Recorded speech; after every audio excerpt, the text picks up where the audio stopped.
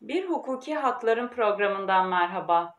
Bugün size kullanmak için uyuşturucu veya uyarıcı madde satın almak, kabul etmek veya bulundurmak ya da uyuşturucu veya uyarıcı madde kullanmak suçunu anlatacağım. Türk Ceza Kanunu madde 191 bu suçu düzenlemiştir. Madde 191 uyuşturucu ile alakalı hangi hususları kapsamaktadır? Öncelikle buna değinelim. İlk olarak kullanmak için uyuşturucu veya uyarıcı madde satın alan, kabul eden veya bulunduran kişileri, ikinci olarak da uyuşturucu veya uyarıcı madde kullanan kişileri kapsamaktadır. Peki bu suçu işlemenin cezası nedir? Bu suça öngörülen ceza miktarı asgari 2 yıldan başlayarak azami 5 yıla kadar hapis cezasıdır. Yani alt sınır 2, üst sınır 5 yıldır. Hakim bu süreler arasında bir cezaya hükmedebilir. Fakat bu suçtan dolayı başlatılan soruşturmada, yani halk diliyle savcılık aşamasında ve henüz dava açılmamışken bu suçu işleyen şüpheli hakkında Türk Ceza Muhakemesi Kanunu'nun 171. maddesindeki şartlar aranmaksızın 5 yıl süreyle kamu davasının açılmasının ertelenmesine karar verilir. Bunun anlamı nedir? Cumhuriyet Savcısının erteleme kararı verebilmesi için bazı şartların oluşmuş olması gerekir. Ben bu şartları uzun olduğu için programı uzatmamak adına tek tek saymayacağım. Şunu öğrenmiş olmamız yeterlidir. Savcılık erteleme kararı verirken herhangi bir şart aramayacaktır. Fakat Cumhuriyet Savcısı bu durumda suçu işleyen kişiyi erteleme süresi zarfında kendisine yüklenen yükümlülüklere uygun davranmadığı veya yasakları ihlal ettiği takdirde ortaya çıkabilecek sonuçlar konusunda uyarır. Erteleme yapılır ancak bu erteleme süresi zarfında suçu işleyen kişi hakkında asgari 1 yıl süreyle denetimli serbestlik tedbiri uygulanır. Bu süre Cumhuriyet Savcısının kararı ile 3'er aylık sürelerle en fazla 1 yıl daha uzatılabilir. Yani toplamda 2 yıl denetimli serbestlik uygulanabilir. Bir de olayın sağlık açısından düzenlemesi mevcuttur.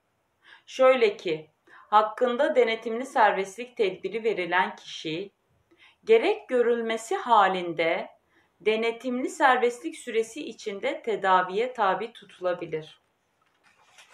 Peki bu suçu işleyen kişi erteleme süresi zarfında kendisine yüklenen yükümlülüklere veya uygulanan tedavinin gereklerine uygun davranmamakta ısrar ederse ve tekrar kullanmak için uyuşturucu madde satın alır ya da kabul eder veya bulundurup uyuşturucu maddeyi kullanırsa nasıl bir durum ile karşı karşıya kalır?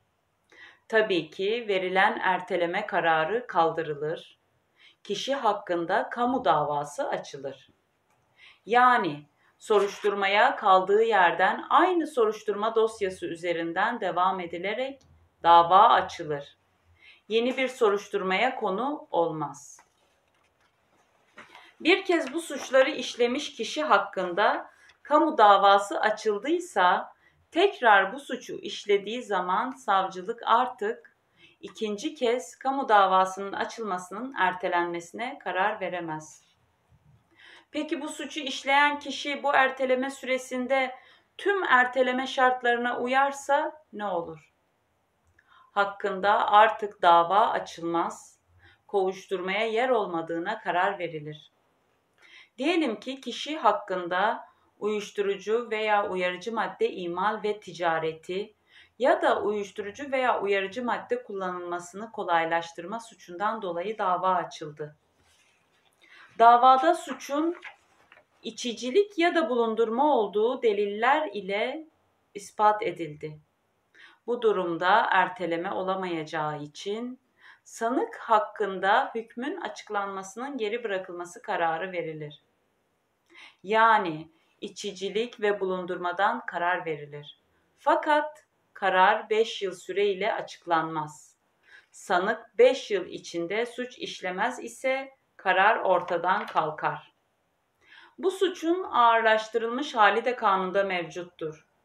Bu suç okul, yurt, hastane, kışla veya ibadethane gibi tedavi, eğitim ve askeri ve sosyal amaçla toplu bulunulan bina ve tesislere ve bu tesislerin sınırlarına 200 metreden yakın mesafe içindeki umuma açık yerlerde işlenmesi halinde verilecek ceza yarı oranında arttırılır. Programımı burada bitiriyorum. Uyuşturucu maddelerden kendinizi ve çocuklarınızı uzak tutmanız dileğiyle hoşça kalın, adalet ile kalın.